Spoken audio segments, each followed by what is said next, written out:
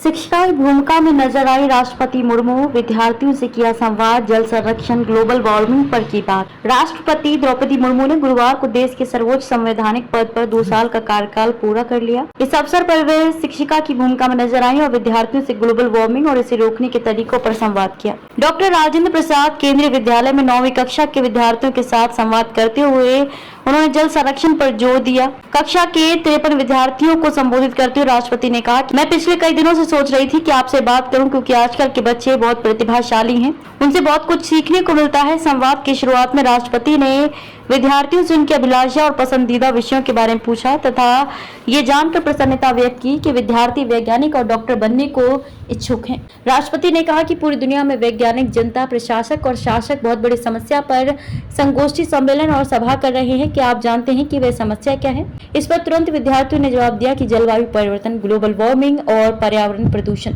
राष्ट्रपति ने कहा कि उन्होंने स्कूल में पढ़ा था कि 6 ऋतुएं होती हैं, लेकिन हम केवल 4 महसूस करते हैं। उन्होंने कहा कि इन चारों में से सबसे ज्यादा गर्मी का एहसास हमें ग्लोबल वार्मिंग की वजह से होता है। दिन ब दिन तापमान बढ़ता जा रहा है और इसका असर सिर्फ इंसानों पर ही नहीं बल्कि जानवरों, पक्षियों और पेड़ों पर भी पड़ रहा है।